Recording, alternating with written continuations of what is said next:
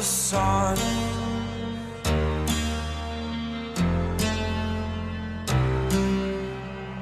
To dream, believe in strength now.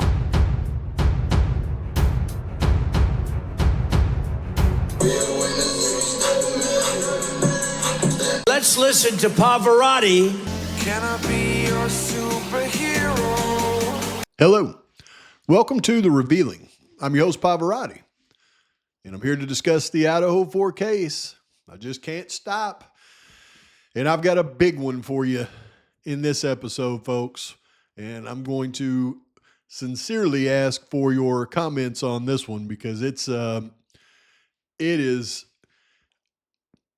and I don't even understand, what I'm hearing out here from people. I mean, it is so massively huge when you consider the roommates. We're going to talk about some stuff in this one about these roommates and what this all means. But before I do that, I do need to touch on something because I did another video this morning and I know it's going to be suppressed, so you're probably not going to see it come up in any feeds. That tends to happen whenever I go after three-letter agencies. So just so you know, if you're watching this video and you haven't seen my last one, you probably haven't, you go to my channel and pull it up. But one thing I wanted to clarify in that video was the fact that when I said they went into GED match, doubled the profile, and got Kohberger's profile, I wasn't saying they were able to match it to the original sample. No, I'm saying that's where they didn't go pull. You talk about planting some DNA. You don't go pull it off of a car door or apartment door or in his office. No, if you're them, you go into the database that's already got it and it's already got everything you need. You pull it out of the database and then you replace the other profile with it because it's all digital. It's not like it's on a slide that goes under a microscope. No, those S&P profiles, they're digital. It's just a digital file. So they can replace it or they can merge it and replace the information that's important. And when they do that, that affects the original STR sample. And I know that the original STR sample, because that's where everything's going to be really important in this case. Because the judge is not going to throw out the DNA evidence on the knife sheet. That is the original STR sample created by the Idaho State Police. But what they haven't said is the fact that that original sample I'm about 99.9% sure now that it was a partial sample. And I want to show you something about that real quick here in just a second. But it was a partial sample. And if that three-letter agency went into the database that they weren't supposed to, pulled Kohberger's information, created their own SNP, a form of planting, then they could manipulate that original partial sample very easily. That's what I was saying in that video, so I didn't want to confuse anybody. I also spelled immediately with a T, like an idiot. So I don't know what I was going when I did that. But the reason I say that original STR profile was a partial sample is because of the results that they got back. And I didn't realize until here recently that they could even upload a partial STR sample into CODIS, but they absolutely can. And the results that it gives is very telling when you do that. And it really brings into question why the genetic genealogy in this case was even explored. Look at this real quick, and then I'm going to move on to the most important thing that I'm talking about in this video, and that's those roommates and everything that we can glean from that and some more information that I don't think you really know.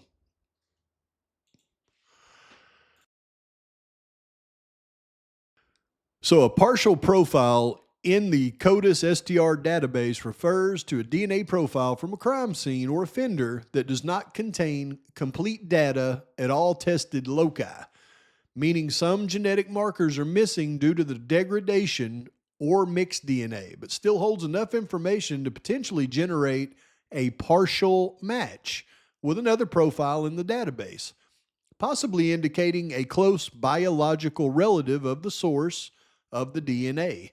These profiles are often included in a separate index within CODIS to allow for searches with less stringent matching criteria. So, and key points about the partial profiles is they come from degraded samples, often arise from crime scene evidence where DNA is partially degraded, not providing a full profile at all tested loci. So, if the original STR sample was a partial sample, they would put it through CODIS and it would let them know things like it's a male. And when you look at what it says about it holds enough information to potentially generate a partial match with another profile in the database, possibly indicating a close biological relative of the source of the DNA. So that would make 1,000% sense why they pulled his father's DNA to try to complete a match from the trash can. And they didn't worry about his mother's DNA or his DNA because it wouldn't have mattered with a partial profile. This is the key to the case right here. Okay, I had to get that out because I can't tell you how important that discovery is, but I know everybody gets kind of bored with the DNA stuff, but that's the only critical evidence left in the case. So, other things that we learned in this hearing that most people have missed is being able to take what we heard in the hearing and apply it to what we did not hear in the closed hearing. A lot of things went on in that closed hearing, and we know it because mainly from Judge Hippler. Judge Hippler spills the beans so many times during that 2-day hearing and lets us know what went on in the first hearing. It's unreal. Now, there's certain pieces of evidence that doesn't lead us to believe, but I mean, it spells it out for us in black and white. One of the things that was discussed in that first hearing, all right, I want you to think about this for just a second, is Ann Taylor went through and attacked all of the evidence in the probable cause affidavit and showed each piece and how it was manipulated. The cell data info on putting Kohberger's car in the wrong place. The videos of the vehicle and how it was never identified like we thought it was. There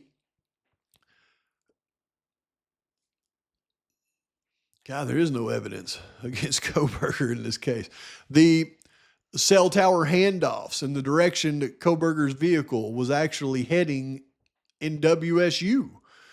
The fact that his vehicle was on the move and he's supposed to still be at his apartment. I mean, she went through and attacked every little thing. But the thing she attacked the hardest was what? The eyewitness testimony. And the reason it was so important is because she was showing that before they got the warrant for AT&T, the only evidence they had against Kohberger wasn't the car. They couldn't identify it. They barely could identify the year model on a vehicle, and that year model they identified didn't match Kohberger's. The car was no evidence. The cast data, the 12 trips prior to Moscow, it showed he never even went near the house. That's not stalking evidence like it applied in the PCA. There's no evidence there. It was even manipulated to make it look like it was evidence. There was no evidence. She was going through breaking it down. The WSU officer that found Kohberger's car on November 29th, that never got to the investigators till December 20th. Nothing was in there before they got the AT&T warrant. The only evidence they had against him was a vehicle they couldn't identify. His phone data did not put him anywhere near the King Road residence. In fact, his phone data showed that he was nowhere near the King Road residence. They made up, he turned his phone off. I mean, there was nothing. They did a phone dump in the area. Kohberger's phone wasn't one of them. There was nothing. The only thing they had was pictures, videos of a car they couldn't identify and an eyewitness description. And she hit that very hard, right? This eyewitness says that she recanted everything she said and didn't know if she was dreaming or not. This eyewitness said that she heard things that wasn't in the PCA, that somebody came down the stairs, ran back up the stairs, and ran back down the stairs, and that couldn't have happened because that person was unalived in her bed. She hammered the statements from DM. But let me ask you this. Put your thinking cap on right now. Because there was something that was presented in the closed hearing that we weren't allowed to see. In the last video, that was that subpoenas duces tecum, that document. I want you to think, what could that document really have been? And I'm going to tell you, and there's no doubt about it. And then in the last video, I went through and pointed out who were all these people in the courtroom. And I did that for a reason. Now, I sure thought that I've never paid attention to the crowd before, but I thought Bickle Barlow and Vargas was Kohberger's aunt and grandma. But, okay, so y'all corrected me on that real quick. Never even looked in the audience before because the hearings have never been closed like that. There was no reason to. But this one, it was. And there was other people in the, I call it the audience, but there's other people in the courtroom that was questionable about why they were there. Some people have suggested, well, one of those attorneys was DM's attorney. I don't think so. I believe one of those attorneys were BF's attorney. In fact, I'm quite positive of it.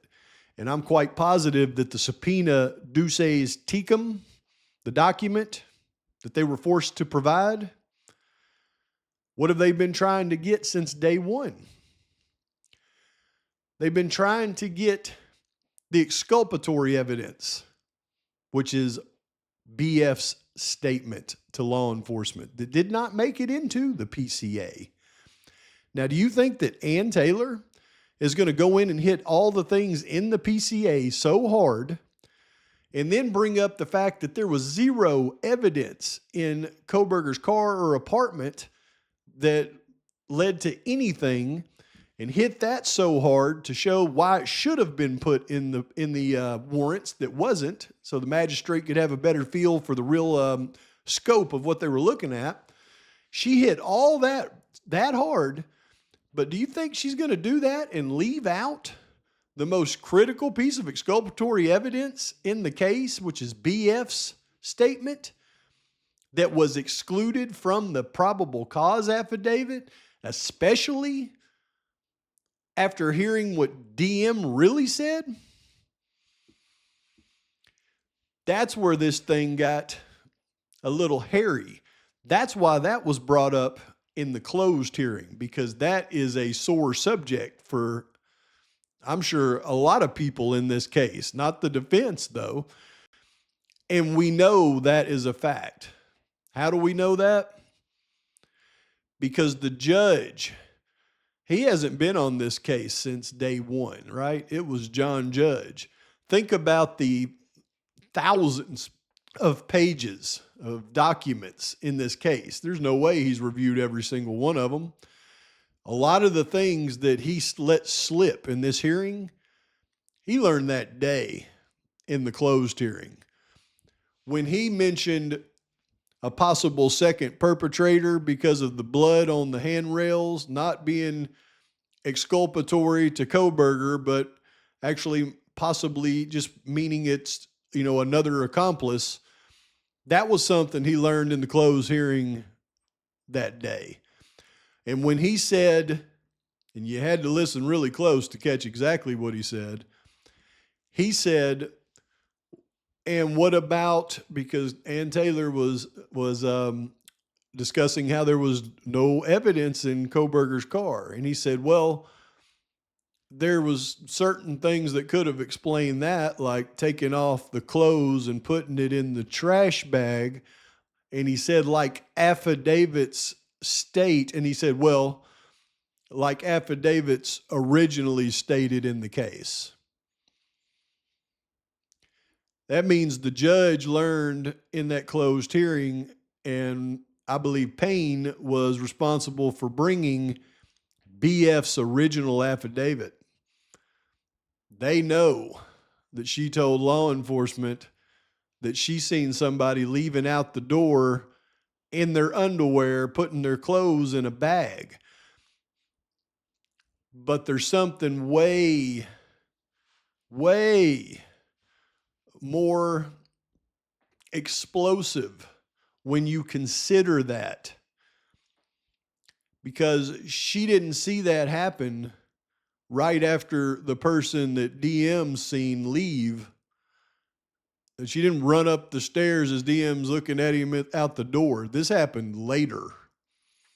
And that's why it's exculpatory. But then you've got to ask a question.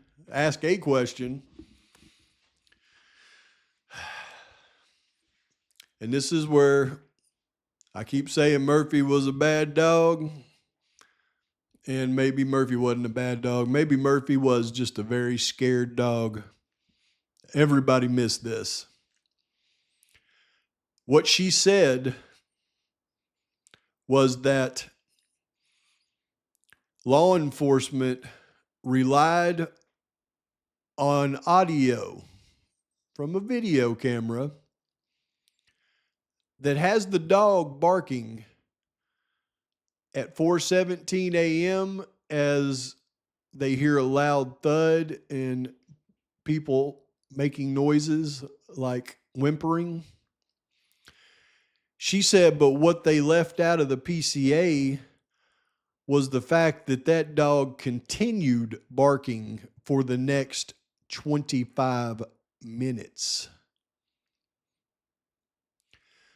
We have been so brainwashed in this case to the 4 to 4:25 timeline because that's what law enforcement said.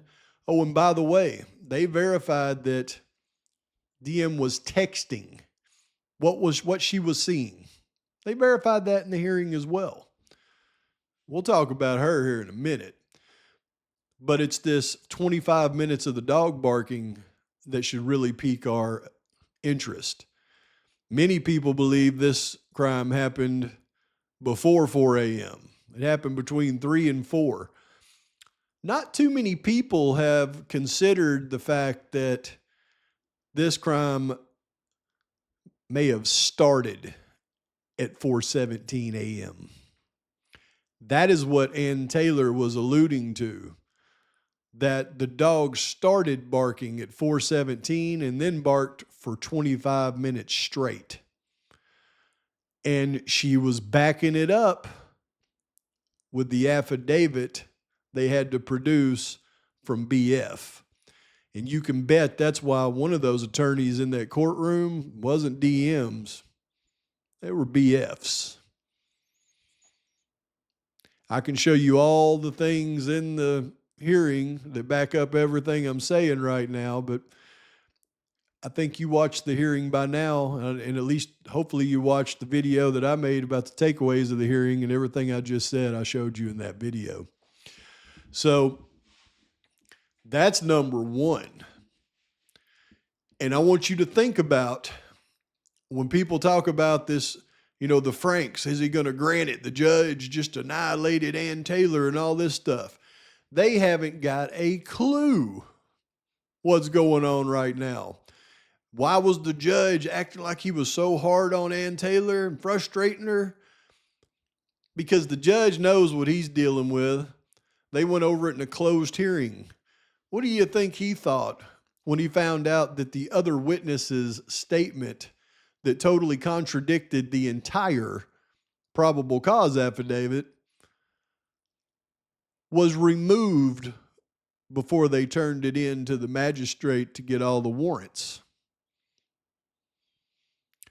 There'll be major repercussions in this one. That's why he said, give me your schedules. We'll go ahead and schedule it. I don't know if I'm going to rule for a Frank's motion, but go ahead and give me your schedules. Oh yeah, that Frank's motion's coming. Frank's hearing is coming. And It's going to be a bombshell. You can bet he wants to put it off a couple of weeks to let all parties involved prepare themselves for that one, because that one won't be closed and all this will be disclosed into the public in black and white where everybody can see it and hear it for themselves. That's when this case turns completely upside down. And then I have to touch on, though, the DM thing. And the reason this one part makes me go, oh my God, how can anybody not think that the information that we heard in the hearing wasn't earth-shattering? And when I was talking about that, I'm not talking about hearing the person run up and down the stairs, or the fact that the witness was, possibly inebriated and said it was all a dream and recanted her story. No, it was what Ashley Jennings said. She said that the perpetrator that DM had seen was literally wearing a ninja mask. Literally wearing a ninja mask. And the reason that slapped me in the face so hard is because I remember when Character Analysis was saying it was likely a baklava. And I was like, that is the most ridiculous thing I've ever heard in my life. And the reason I thought that is because I could think of the ramifications if it was a guy in a ninja mask, dressed in black with a ninja mask. Now that it's been confirmed, the ridiculousness is no longer on the guy wearing the ninja mask. The ridiculousness is on DM going back in her room, texting what she had seen, and then going to sleep. If you watch the video where I made up the girl seeing the ninja mask, what would happen? I said she would shut the door, lock it, and then dig a hole in the wall with her fingernails to get out of the house. And that's true. If you open the door and there is a guy standing there dressed in black with a ninja mask on, you don't go back to sleep and sleep till noon the next day. You certainly don't wake up and are too scared to dial 911, but you're not too scared to dial your friends to come over to dial 911. You certainly aren't unsure that, the people in their rooms may be passed out due to, taking too many substances because their doors are open. And the thing about Murphy was planted and all that. Murphy wasn't planted. When the law enforcement got there and they walked up the stairs, and you can bet this is on body cam, and they went into Kaylee's room with the door open and Murphy's in there clean as a whistle and the other doors are open. If Murphy had just been put in that room prior to the law enforcement walking in there, Murphy would have ran out of the room and went and checked on Kaylee and had stuff all over him and probably wouldn't have went back to his bedroom. No, Murphy was in that room sitting there because Murphy was a scared dog. Something had scared Murphy for 25 minutes to the point where he wasn't leaving the spot that he was in. That's reality. You don't plant the dog. No, the dog was in there. I mean, we got to look at the facts now. When the facts come out in the case, in the trial, in the hearings, you got to take facts for facts. And you can bet that's a fact. That dog was scared to death. He didn't leave the room. If he was planted in there, they would have had to leave the door open and walk off at some point to let law enforcement go up into the house. The dog would have just left the room then if he was going to leave the room. That dog wasn't leaving nothing. He was scared to death. But if that time frame of the unaliving is starting at 4:17 and going for 25 minutes, Well, the Elantra or whatever kind of car that was so far gone at that point, it has no connection to the case.